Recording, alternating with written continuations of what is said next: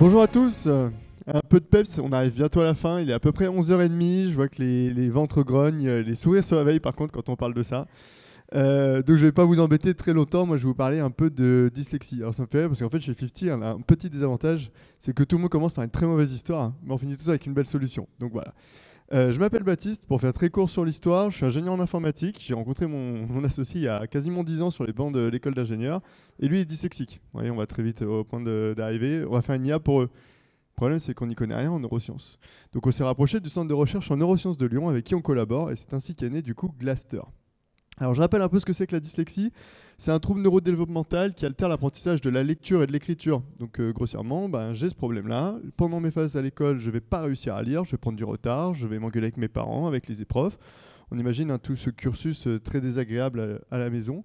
Et quand je suis adulte, oui, on ne guérit pas de la dyslexie aujourd'hui, c'est un trouble, on apprend à vivre avec.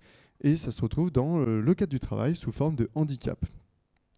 Pour se rendre compte aussi du volume, on parle de 8% de la population. 8% de la population, c'est 5 millions de Français, c'est surtout 640 millions dans le monde. Enfin, c'est juste énorme, hein. Je pense qu'il y a autant de supporters de foot que de gens dyslexiques en fait. Du coup, on s'est dit, il y a vraiment quelque chose à faire. Et le problème de la dyslexie, c'est que c'est un trouble encore assez méconnu, parce que c'est neurodéveloppemental. Et donc, du coup, on n'a pas une solution unique pour tout le monde. On n'a pas un cachet, on n'a pas une paire de lunettes magiques. Par contre, on a une nouvelle technologie qui vient d'émerger qui peut permettre quelque chose, c'est l'IA. Parce que l'IA, son rôle finalement, c'est d'être capable de s'adresser à chacun d'entre nous en fonction de nos besoins, indépendamment des autres, et de proposer quelque chose qui fonctionne.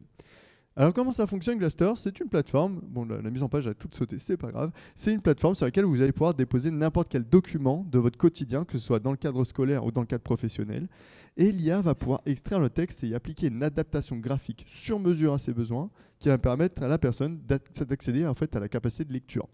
Ce qui est très intéressant là-dedans, c'est que j'ai mis le mot IA, c'est une belle boîte noire, comme on l'a dit tout à l'heure. Mais qu'est-ce qu'elle fait? Comment elle fait pour me comprendre? Et c'est là que la neuroscience rentre en jeu. Il y a un test cognitif en fait embarqué qui permet de profiler la personne et de venir faire émerger un cluster cognitif pour cette personne et lui proposer ce qui fonctionne bien, par entraînement. C'est tout l'intérêt de l'IA.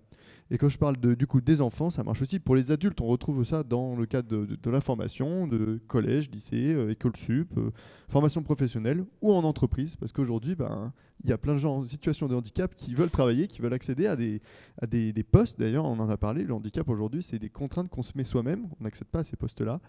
Et donc, on le retrouve dans cette solution-là. Ceux qui ont l'habitude de me voir pitcher savent que j'aime bien raconter des histoires. Alors normalement, je raconte celle d'Antoine, mais comme je l'ai déjà bien racontée et que tout le monde la connaît, je vais vous raconter celle de Sandrine. Sandrine m'a appelé le 2 avril 2024. C'est pas longtemps, il y a 2 mois. C'est la première fois qu'on s'est rencontrés. Elle avait pris rendez-vous sur la plateforme. Au bout de 5 minutes, très habituel, Sandrine sanglote et puis se met à pleurer. Bah oui, elle est arrivée, je pense qu'un un vocabulaire sympa pour tous les entrepreneurs. Elle a fait le début de bilan émotionnel. Là, elle était au trop plein, sa petite fille, 8 ans, Lisa, elle est au bord du décrochage scolaire, toute intelligente, mais elle n'arrive plus à lire, elle n'y arrive pas, et elle non plus. Bon, elle n'avait pas croisé Olivia a priori, donc j'ai essayé de l'aider, et surtout j'ai essayé d'aider Lisa.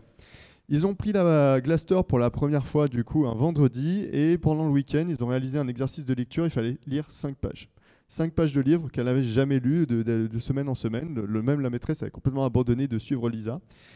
Et je trouve qu'ils ont quand même mis 5 heures à la lire, hein. C'était pas non plus incroyable, mais elle les a lus.